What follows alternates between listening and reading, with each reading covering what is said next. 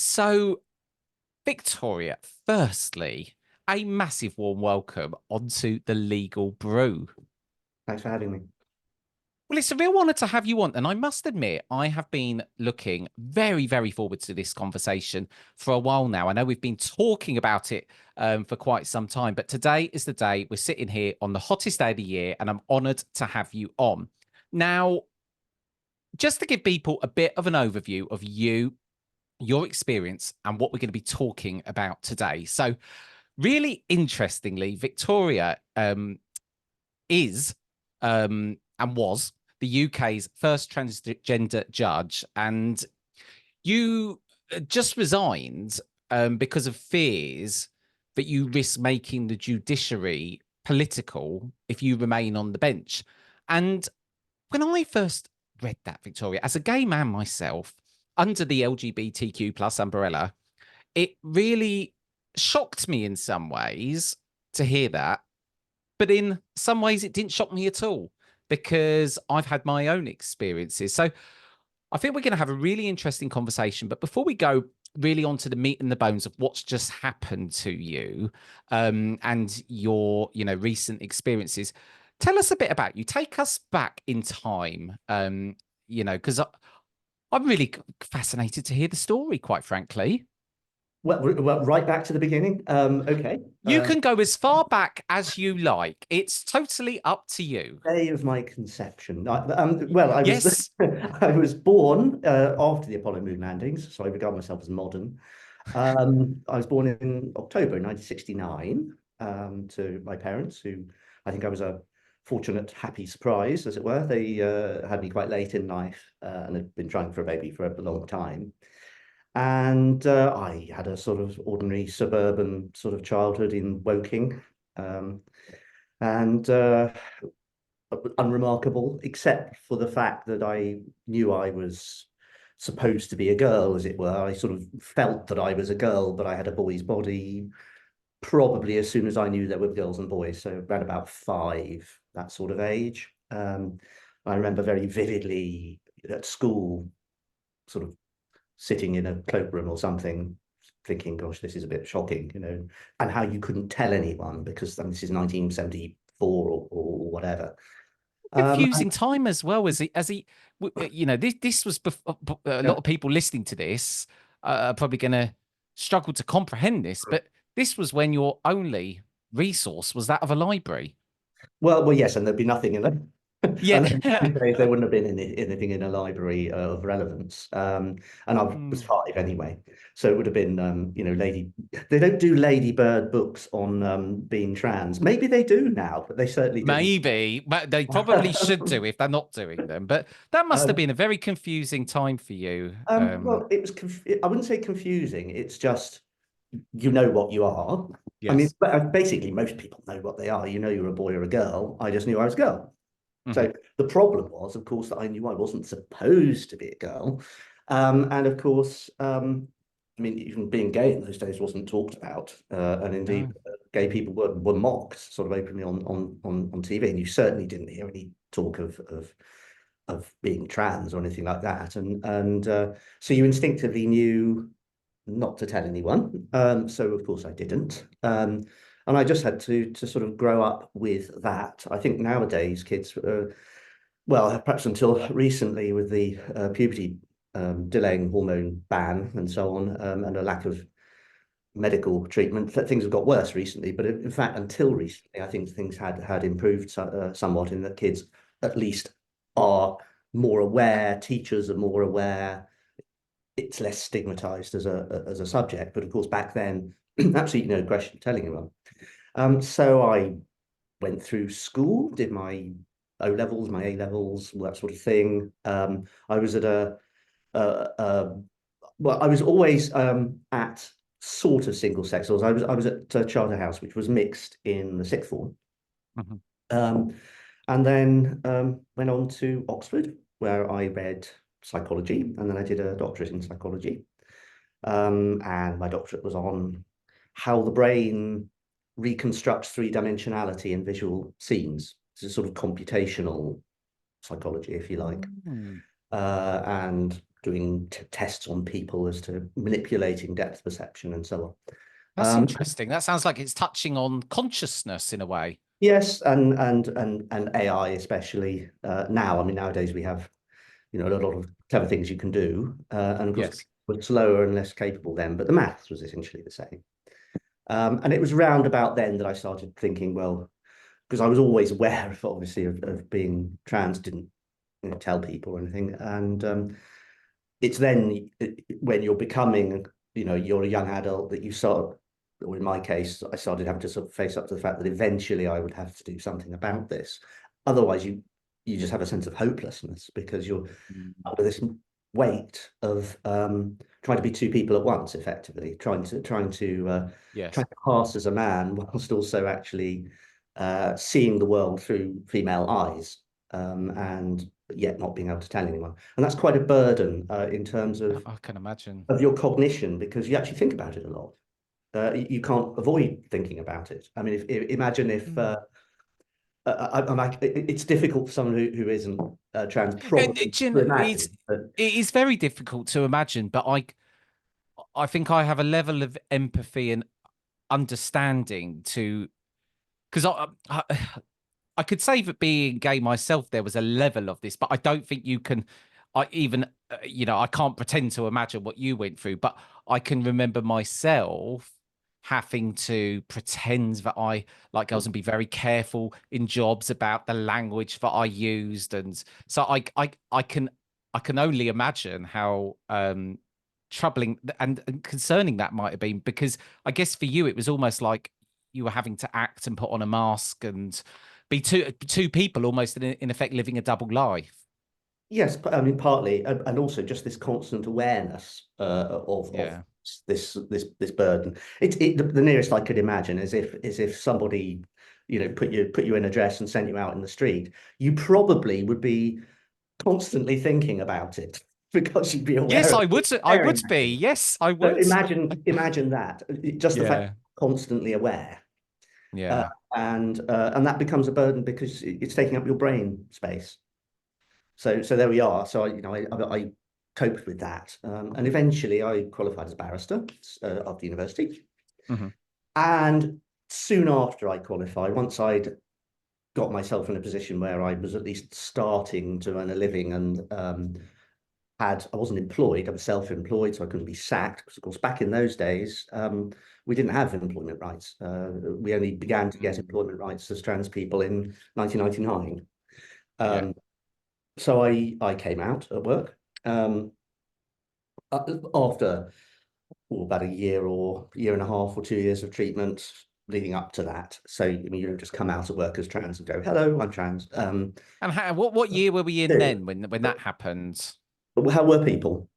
Oh no, what year was And it what when year? you? This was I started coming out to people generally around about 1998.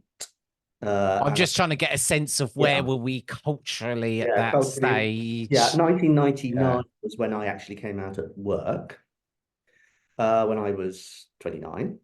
Um, and the timing of that was really, I sort of waited for the employment rights to come in, even though I wasn't employed. It made sense to at least wait till the first inklings of some sort of civil rights. Um, and yeah, came out at work.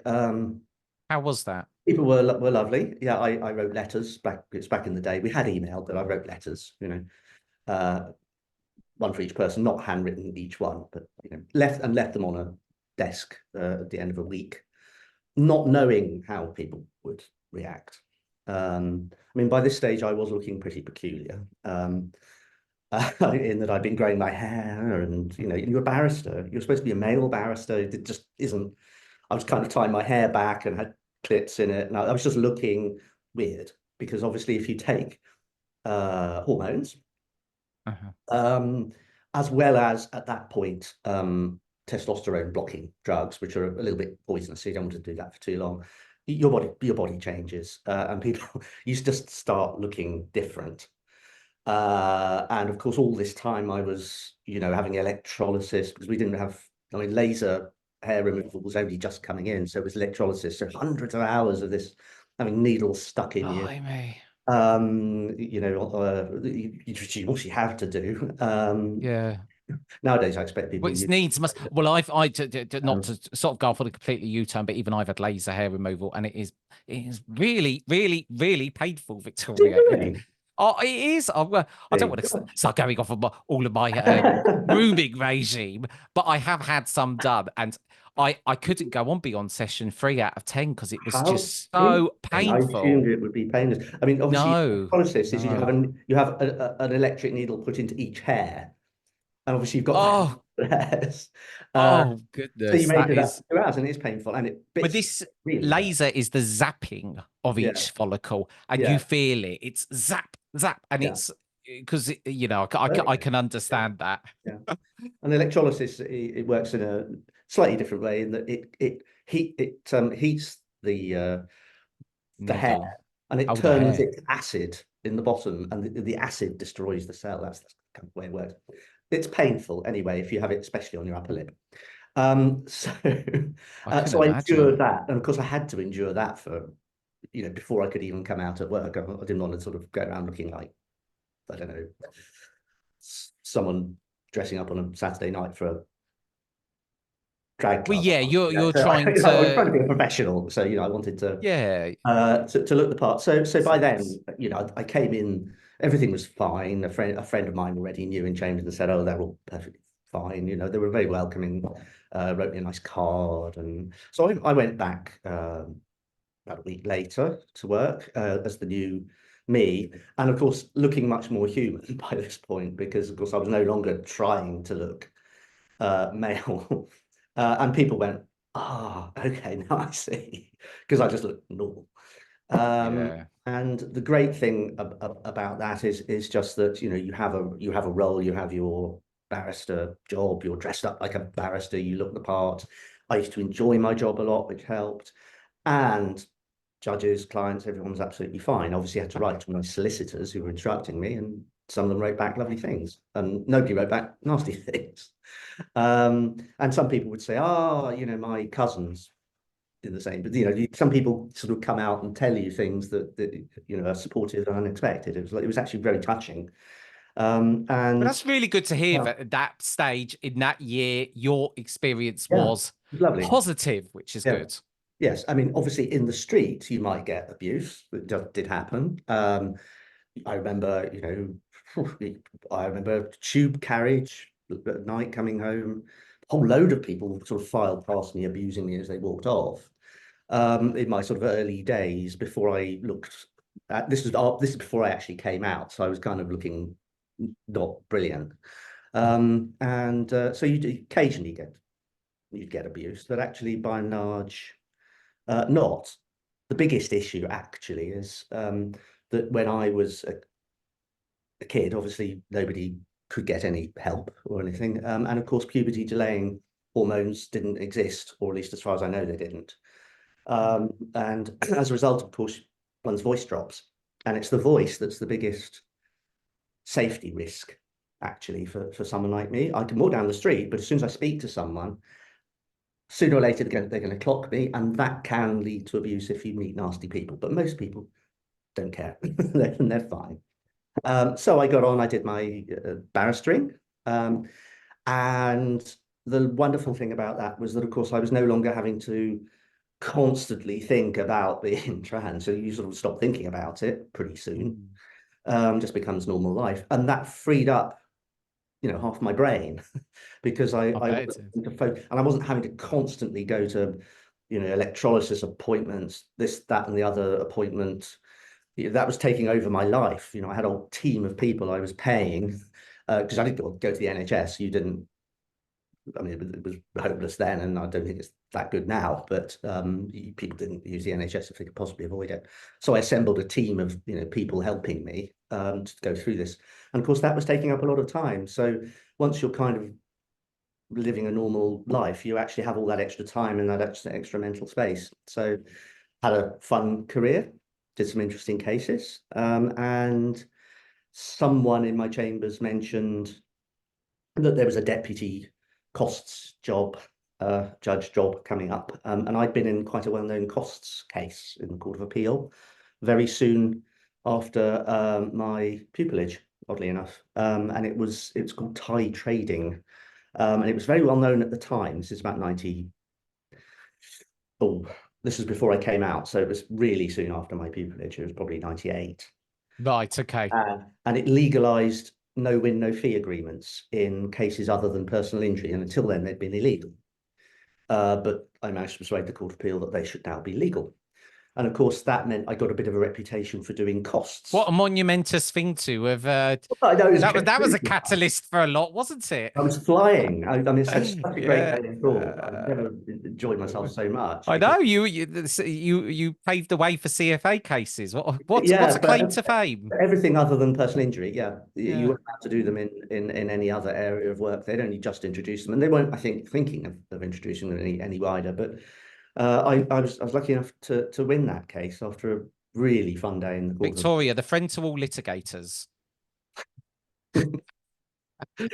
So brilliant. Anyway, Yes. and of course that meant that I got a bit of a name for doing costs, which just came from having done one case and having to learn about it, which was why this member of chambers mentioned to me, it's a cost judge job going. So I applied and I got it. And that was 2006, which Mhm. was my first judicial appointment. And at that point, I was the first trans judge, as far as I know, anywhere actually. Certainly in common law jurisdictions that I would know about. I picked someone in America for the post by a few months, I think. Not that it's competition, which it is. What was your experiences in the judiciary, and what was the reaction? Because how do I put this in a very eloquent way? I guess opinion of the judiciary is there's, you know, quite a lot of more senior individuals and experienced people. So what did you feel? What was the feelings that you were getting from people when that appointment was made and as you were finding your feet in the role? I think it's an advantage having been a barrister. It's a small profession. So there was no great secret that I was trans. I mean, I'd come out in the middle of court cases effectively, I just there I was. And people knew me. Mhm. If you like doing your job and you're a happy person, people react quite well to you. Didn't have any trouble with any judges ever to do with being trans, not even slightly. And I think the thing is that because most judges have been barristers, they've obviously done a lot of court work. They've had clients in court. They've done perhaps crime. They've seen people at their worst. They've seen all aspects of life. And actually, I think judges are pretty liberal, socially liberal minded. There's very much sort of live and let live, and fairness and those things I think are important to judges, not just the law. Mm. So I didn't have any sense of difficulty. A lot of these things are set up in your own mind. You can be expecting difficulty, but you learn that you just don't encounter it, not from colleagues. So maybe I was lucky, but I'm just a sort of fairly, I think enjoying my job helped. Just being Oh, it confident, does, just being doesn't it? me, and looking the part and doing it, and that was absolutely fine. So I was, yeah, totally lucky in that sense. Well, maybe it's not luck. Maybe we just lived in a lovely society in those days, and society was becoming more tolerant. We gradually moved, of course, to civil partnerships. I got Indeed, we I did. got civilly partnered in 2006 as soon as you could. And at that stage, also the Gender Recognition Act came in. So I was able to change my legal sex. I re-register my birth at the Registry of Births and Deaths. So if you look me up in the Births and Deaths Registry, I am recorded as female. I was born female in the sense that it's called gender recognition. It's not Gender Change Act. It's a recognition of who I really am, and hence the record is corrected, if you like. I am re-registered, and my birth certificate says I'm female. Thankfully, they also let you change your name at the same time. Otherwise, it would be sort of Boris female. But anyway, with apologies for female Borises. So I could change my legal sex, which was important. And then I was able to have a civil partnership with my female partner. So all in one year, and that's thanks to the at the time, I think the Labour government at the time, which was a Yes. rather more liberal Labour government than the one we have at the moment in terms of its outlook towards trans people. And I'm very grateful for that, because it's enabled me to lead an even more full life. So Everything's seeming so positive at this point, yes, Victoria. well, I think the You've world become a was judge. It's all going really well. The world is becoming more liberal, accepting. You get civilly partnered. Where, where, yeah, in the where did same it year as start? I Where had did it start going? so brilliant. Yes, I was so Yeah, happy, yeah. Um, I'm struggling to see at this point in the story how we go from this moment of change that is starting to come in the country to mm. where we are now in 2024. I think I it's been an guess, interesting, yeah, it's been an interesting and quite sudden set of changes over, I think, probably 4 years or so, I've noticed. Um, moving towards that chronologically, I mm, carried on practicing as a barrister, and I was lucky enough to be appointed full-time as a Queen's Bench Master, so that's not costs, that's a general civil job in 2010, yes, and had a really enjoyable time. It's one of the best judicial jobs. It's great fun, and you get to do some really good work. I mean, it's sort of top-notch high court work, interesting, lovely colleagues to work with, great working environment. People say, "Oh, it's the Royal Courts of Justice; it's falling down," but it's very pleasant. Even the rats are slightly posher. I mean, they're pretty nice, to be fair. And yes, so yeah, that was fine. But society was beginning to change from, I would say, well, certainly I began to notice society changing round about COVID, and I suspect that perhaps people stayed indoors rather too much, and their brains were damaged by social media, frankly, and I began to notice that there was a movement which was denying the reality of being trans as a medical condition altogether, and effectively saying, well, it's a lifestyle choice. You can't change sex, which of course is not true. You can in the legal sense, um, but denying that altogether, saying it's an ideology, it's a belief, it's a lifestyle choice. Sort of thing people used to say about being gay. yes, It was described as an alternative lifestyle back in the 1990s. Part of the stigma of HIV, of course, this kind of mm, othering. So I began to notice that there was a sort of upsurge in people who don't just have a view that you can't really change sex, but actually are really wanting to shove it down your throat, and will go online about it and post about it. And then, of course, they started campaigning, and it became something of a political movement. And I think it was really linked with similar things in the US. And we've seen yeah, with the rise of Donald Trump in the US, uh, things shifting, what I would say, rightwards quite substantially. Evangelical religion coming into it, um, a movement that aims to divide the LGBT community, not simply because they don't like trans people, but because actually it's a way of damaging the LGB as well. mm, Because this is really also about not being heteronormative. It is about men and women, and what women do and what men do, and ne'er the two shall meet. mm, And the belief that there are just those two sexes, and you've got to keep them apart, as it were. Um, I can't be a real woman. I will always be a man, and if I just be myself, I am projecting an ideology. I'm a threat to children, which is exactly, of course, the sort of thing that they used to say, and some bigots would still say about gay people, especially gay men.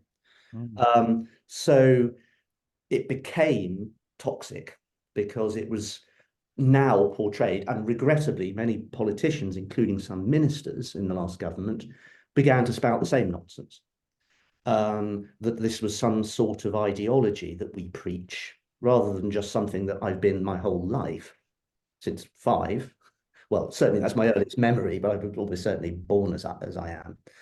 And of course, when something becomes an ideology, you can portray it as sinister. You can say that teachers in schools are preaching it. You can say that we infiltrate medical systems and convert gay people into trans. They coined this expression "transing away the gay," as if this is something we do, which is rubbish. I'm laughing because Not it's so intentional. ridiculous in this modern day and Yeah, age that we're yeah. people are even going back there, Yes, to and the sad thing is, of course, that we had even government ministers and still ex-government ministers now still spouting the same absolute rubbish. And you only have to look at me and realize that I knew I was trans at 5. No one was talking about it in yeah. 1974. And of course, we've It known was just about a it. concept, Victoria, that you came up with in Yes, I your know. I own sat there chewing imagination. gum. I wasn't playing enough football, what it was, You or spent playing with too much guns time or flicking through whatever. the next catalogue, looking at Yes. the ladies or something I like should have that. had more boys' toys or something, ridiculous. And the problem, of course, is that that creates a toxic environment. So you saw the murder of Brianna Guy, Mhm. um, which is just shocking, and the messaging between the perpetrators, which was very trans hostile. It's the dehumanizing of trans people, and of course, violent crime towards trans people, I think, has gone up 400% since the last government came in. When I say the last government, coalition sort of period onwards, that's huge. It's now Yeah, a much yeah. less safe place, and of course, we've seen uh, the politically motivated banning of treatment for kids, which was only ever given to a tiny number and which is accepted the world over as a perfectly appropriate treatment. And indeed, we saw the CAS report, which recommended earlier and more appropriate prescribing and proper research. And yet you see the government, including the current government, just blanket banning it, which is a political, not a medical decision. The CAS report recommended better treatment for kids, not no treatment for kids. So that was a good thing. It's not true to say that the CAS report recommended banning treatment for kids. Absolutely, it did not. Quite the opposite. And CAS has come out subsequently and been very, very clear about that. You often even hear it on the media where it's just taken for granted that this is what the CAS report said. It just didn't. Now, the problem with that whole politicization is that obviously laws, there are moves now to try to change laws. So if I'm out with my friends, in the pub, and if you're trans, you do lead a normal life. And if you're a judge, you actually lead a normal life as well. I think the judge is Yeah. probably weirder than being trans in some ways. But if I'm out in the pub, I've got to use the ladies. Well, um, yes. apart from anything else, I'm not anatomically, equipped to use the urinals, but it just wouldn't be safe, and it would be embarrassing for the men because I'd obviously take notes as I went that past, and so I have to. But of course, moves are afoot to ensure that I can't use the ladies. I can't if I'm in hospital. The current government has already said that if ever I have to be treated in an NHS hospital, I won't be put in the female ward. Um, I think that's they'll put me in the male absolutely ward. disgusting. I But think what they're that's saying is they will awful. put me in an isolation room, which is, rooms which are reserved really for people with immunocompromised, either Yeah, infection. it's almost like going back to It's HIV HIV. again. It is Yeah, HIV all over yeah. again.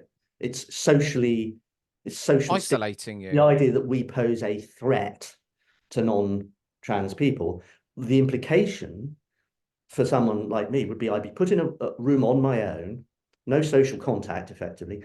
Everyone, all the staff I'd be outed to them all, Mm. even if it isn't medically necessary.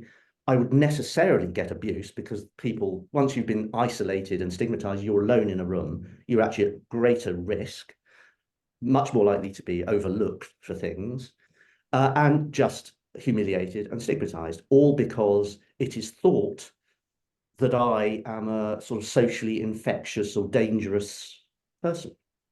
It is thought that I have a male body. I do not have a male body. I don't have. Believe me, your muscles turn to fat. Okay. Anyone who's been a girl and gone through puberty will know that before puberty you're kind of wiry and muscly, and then it kind of goes to shapely or not so shapely fat. which is great if you're me because it's the right shape. It would be horrific if I wasn't trans. I can't imagine what it'd be like if you were a man and you were forced to do it. Yeah. It'd be a great lesson. You try it, um, but don't go the full distance. Just try the hormones. Mm. Um, but um, but it does mean you don't. I'm not. People offer to nice people help me just as I was coming up the tube station. I've got a trolley bag over there because I'm about to later on get a train, and just someone offered to help me with my bag. Because I don't have the strength of a man. It's nonsense, which is why some of these sporting bans are problematic, because yes, sometimes it is unfair if someone is all muscly and is just basically popping some pills and saying, hello, I'm a lady, I'm going to compete. But equally, there are many of us who just, I couldn't compete in a male competition. I mean, I'm not sporty anyway, but one has to do it case by case, which is how things have always Mm. actually been done in sport. But of course, now we've got blanket bans. There's going to be current Labour Do you know government what it feels like, planning Victoria? these hospital wards. So, It feels like, from my perspective, and I'm not maybe as sensitive to, having a radar for these stories, that you probably are, but I can't think of a week that goes by where I don't read something that I would deem to be there are not certainly. favorable towards trans people, whereby, and I also feel that the media fans these flames as Hmm. well. Well, And, it's like the campaign. well, it is, it's someone says something hateful, whatever, and that is just inflamed and put on a stage, which it shouldn't be. It shouldn't be Hmm. like that. And I one thing that caught my eye recently was all the hoo-ha in Scotland about the prisoners in the Hmm. prisons. Yes. And Yeah, it's portrayed as if yeah, these dangerous men are being sent to women's prisons. It's just not true.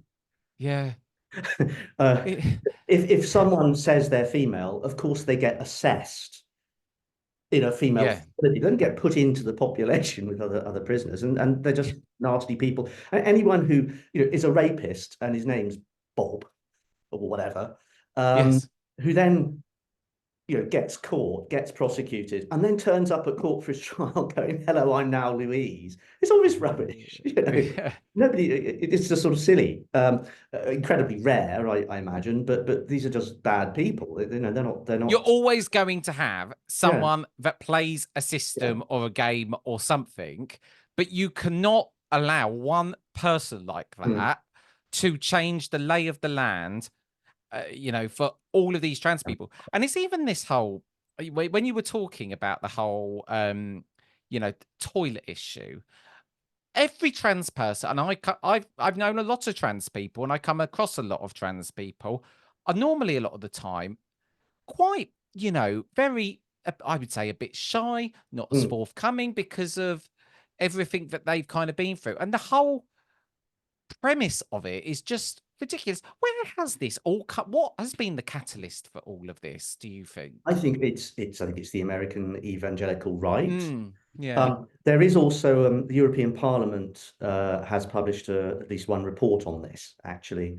and they've expressed the view that it's actually connected to other extremist movements, and that it may in fact have a degree of foreign actor funding by Russia. We saw with and that's quite openly discussed actually in the trans community. At least one politician has mentioned it to me as well. But the European Parliament have produced a report about this. It's a typical social disruption tactic, because if you look at what happened in the States with the storming of the Capitol, that wasn't about being trans, but there was an awful lot of social media manipulation, which is now absolutely known to have been the Russians, to disrupt society. And they managed it. I mean, it really worked. They stormed their own capital. And it contributed to the fall of the Scottish government. And in the end, it contributed to me going. So it's been successful. And I think there are people who they believe that trans people are sort of wicked and dangerous and it's all an ideology, but they've been led in or misled into that, I think, by what has been an organized and very well funded campaign on social media. And there's a high degree of media capture in terms of the newspapers, many of the, even the most liberal newspapers. You can't exempt the Guardian, for example, from this.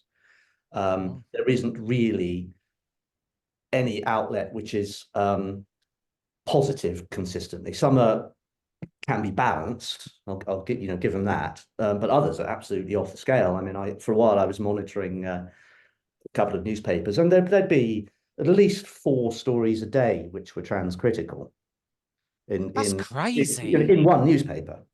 And I ping it to myself, and like, there's another one, there's another one, and you can see it. They roll it out over the day in an organized way. I think someone did some statistics that I think there's 182 articles in possibly the Daily Mail or something. It was huge numbers.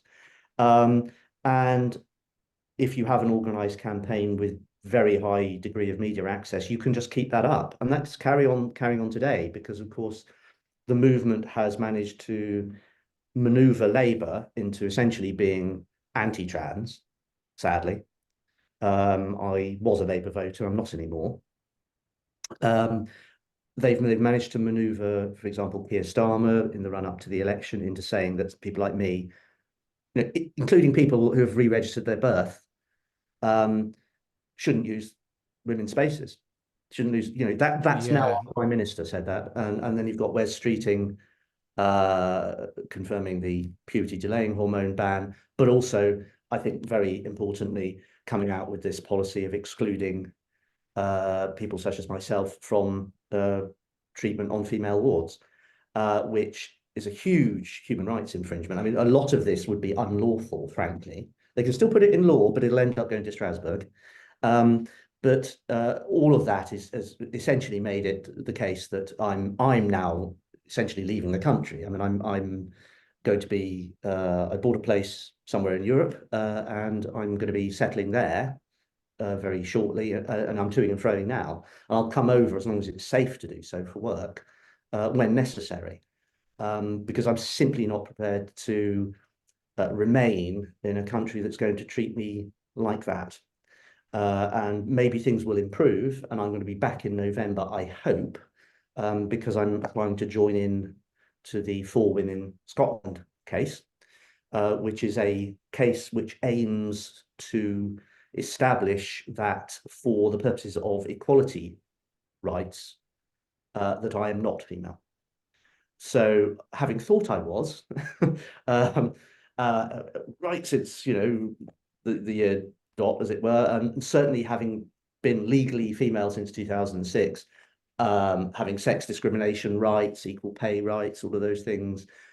If that case were to decide that, in fact, I don't count as of being of the female sex, then I would lose my right, for example, to equal pay with men, because I wouldn't be able to sue for equal pay anymore, because you can't complain that you're being discriminated against if you're a man when men are paid more than you.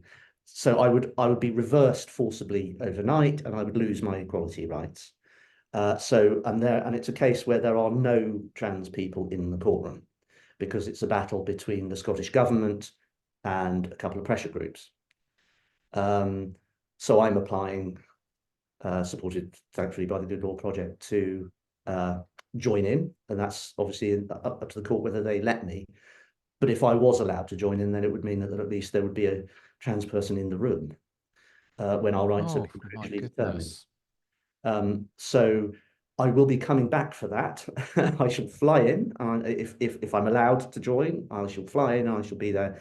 If we can win that, or rather defeat the case, and it has failed at every stage so far, but if we can defeat that case, it's one small piece of good news, but it doesn't change the reality that the government have already said, they're going to exclude me from hospital wards, and indeed we've got the Prime Minister's views of whether I should be using the loo. Now think about that from the judge point of view. Imagine you're a judge. Okay, imagine you're me doing the job. Suddenly, from being someone that the late Queen thought was fit to be appointed, and she signed my warrant saying my right and trustee, Victoria McCloud, having gone from that trusted position to someone who is in fact merely projecting an ideology when I walk into court and therefore biased. You know, it's as if I'm walking with an Arsenal scarf or something in a case about football. Yeah. Any case where there's a woman in the room, Do you know what's so I'm sad about denying the this? reality of women, you see. So I had been politicized. So, it's sometimes reported as I was concerned I was at risk of making the judiciary political. Actually, um, I had been politicized. I'd been made into a political object. So we had government ministers at the time saying, you know, I know what a woman is. You know, you can't change sex. Well, actually, think about it. If you're supposed to have some authority in a courtroom, and you have senior government ministers, including at one point the political head of the judiciary, the Lord Chancellor at the time, saying that sort of thing, it is undermining. You know, that I've seen one person online, you know, questioning whether women are even safe in my courtroom. Oh, for goodness So sake. that is incredibly, if you're the only judge, it'd be different if there were tons of us. But if you Yeah. are the only judge, that is deeply undermining. And then I started spotting posts by people who claimed to have been lawyers in my court, criticizing my appearance, my clothing, you name it, anonymously, of course. And actually, at that point, I thought, well, What the it- bloody hell am I doing this? And it's yeah, also like you're having to yeah, it's like being re stalked, frankly. it is.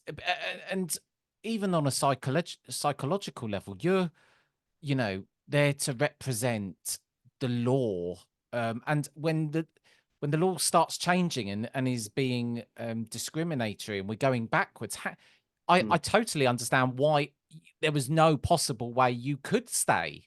Yes, it's tricky. Especially when Yes, government yeah. ministers are saying that. And do you know what? I think it's so sad that we're in this place in this time where we're not only losing, you know, a really good judge, but we're also losing someone out of the country, Victoria, Yeah, who, you I'm know, very, it's, very nice, but yes, yeah, I it's have to so work. I mean, sad I am though. unwaged. You know, I'm obviously Yeah.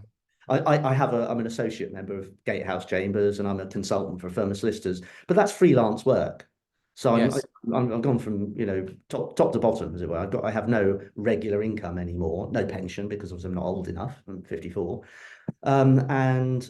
Having fought during my 40s for the McCloud pension case, which returned the pensions to the whole public sector after the coalition had taken them away. Having fought through that, I've actually left without a pension until I reach 65 now, so I've got nothing. I I'm rather, glad you can still laugh about all of this. you've got to laugh. You've got to Yeah. laugh.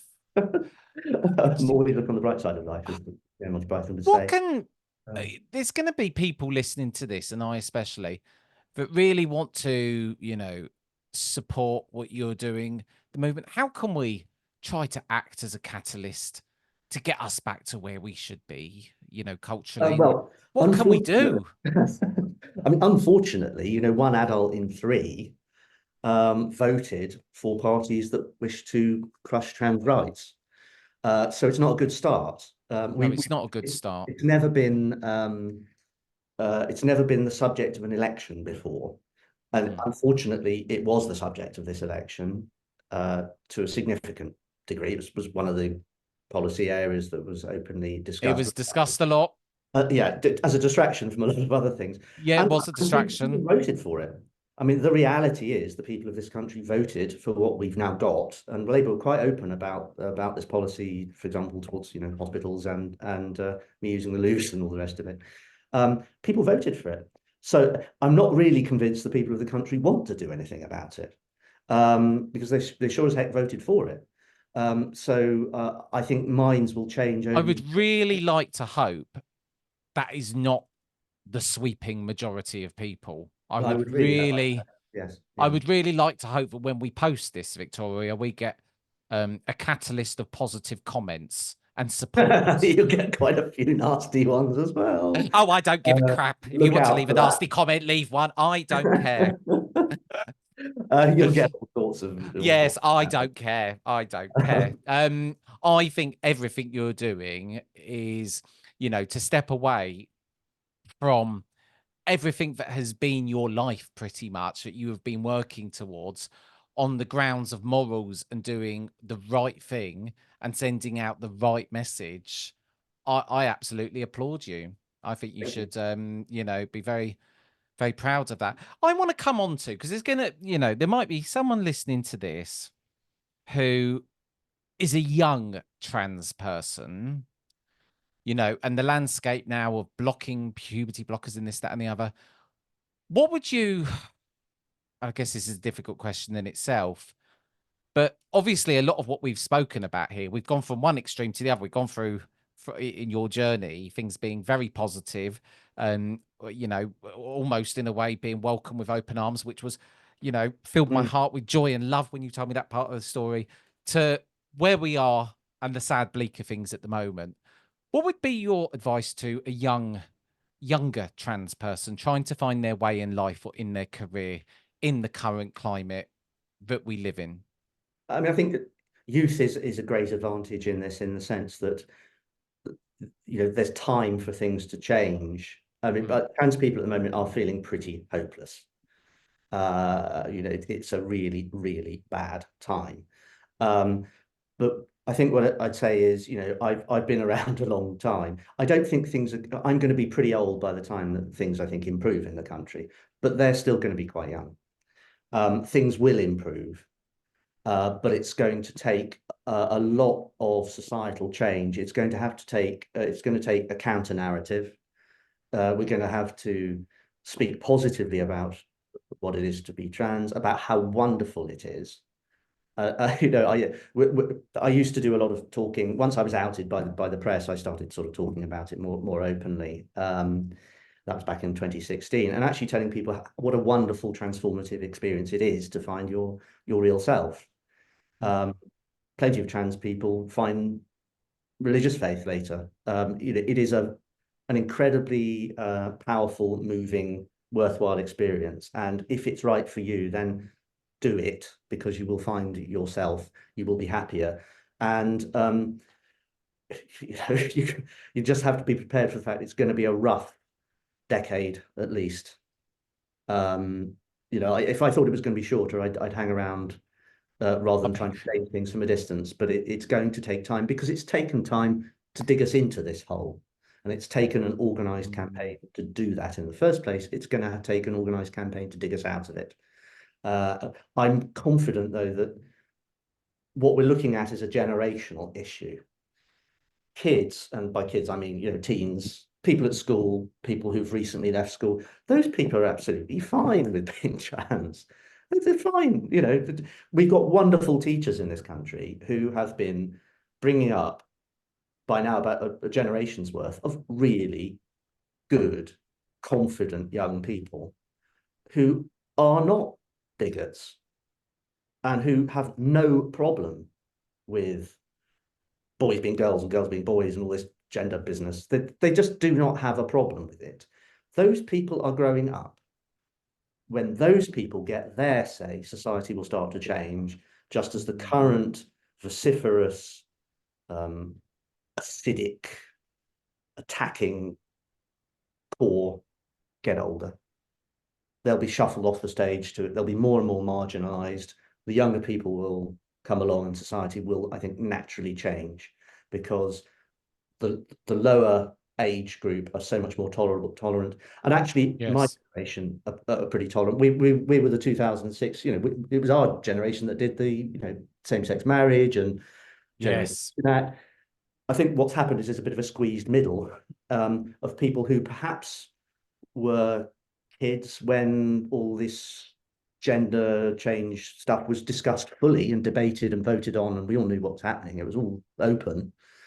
They missed that. They weren't involved in that. They were kids. Mm. Their parents were probably doing it and voting for it. But equally, they weren't brought up aware of being trans, because it still wasn't something that's talked about much. So now they've come of age. They're maybe in their 40s-ish. And they've suddenly realized, gosh, what's this about changing sex? We can't possibly have that. It erases women. And we debated all that 20 years ago. It's been Unfortunately, done. they It just doesn't weren't need to there. be resurrected. Yeah, It's yeah. in We've been there the and we've done that. You know, it's just in like the we've been there box and done now. that with being gay, you know.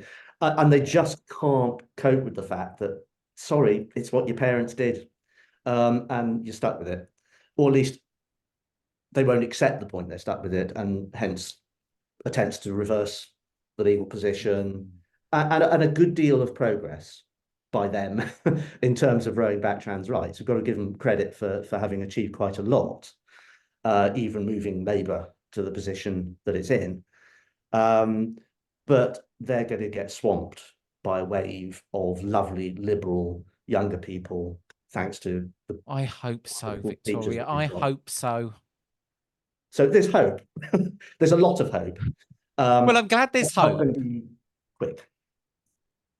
I guess lastly, I want to ask you, because you know, you're going to have a very interesting take on this, but how do you think the legal profession, and I guess employers as a whole, can sort of better support transgender individuals in the workplace? I think at the moment it's something as basic as expecting common courtesy at work. I would in the past have said, oh, you should have programs and education and all this of it. Actually, we've got to get the basics right, because there is a rising movement in this country where employers are constantly faced with this idea that if you have what I would call trans hostile views, which are bolted on, there's this thing called gender critical belief, which originally just meant that you believe you can't biologically change sex, which is pretty much what anyone believes, really. I mean, you can change bits of it, but you can't medically, literally change sex in every respect. That's uncontroversial, but it has morphed into a belief that's have a whole load of things attaching to it, like barnacles, and has attracted some pretty extreme views, and that has led to employers often being faced with people in workplaces thinking that it's acceptable to express your set of beliefs by sticking up notices on loos, by deliberately referring to someone like me as he, or even worse, actually finding out my old name and using it, that sort of thing. Oh, And goodness employers, me. I've never actually had that. I've had it online, but I'm not at work. But Yeah. those things are happening in workplaces, and employers, I think, are often thinking, well, oh, we're going to get sued if we stop this. No, hang on, no. You are entitled to expect people to be polite to each other at work. Yes. Not every expression of a belief is one that you have to tolerate. You know, we have religion in the workplace, but we don't tolerate someone in a workplace, constantly scolding a gay person for pretending they're going I to burn guess in it's hell, just do we? treating a trans person Like a human being. like any other employee, that if Yeah. one person does something that's horrible to another Yeah. person, Yeah. just take That action. level of basic. And Yeah. employers, I think, have been a little bit sort of blinded because there is a campaign behind this. And they may get letters written in, they may get customers complaining as part of an organized. All of these things cause trouble, and it's gradually what they're trying to do, of course, is make trans people unemployable. And increasingly, I've heard from people in the trans community that we already had a problem with getting jobs, and it's much harder now because employers just think, I just don't want the hassle. You can Why totally why understand have why one trans employers. person and invite this on myself? I just have to say to employers, you know, trans people probably make really good employees because we're grateful for the jobs a lot of the time. And Yeah. we actually pretty much run the gaming industry. I mean, it's an open secret. It's an open secret that there's a big link between being broadly on the sort of autistic spectrum a bit and being trans. The two seem to go hand in hand. It's quite noticeable. And as a result, we kind of populate the tech industry like there's no tomorrow. I'm a bit of a tech geek myself. I mean, when I was a kid, I programmed computers all the time, and that's kind of stuff. And people tell me I've got some traits. I wouldn't have had you down as a tech geek.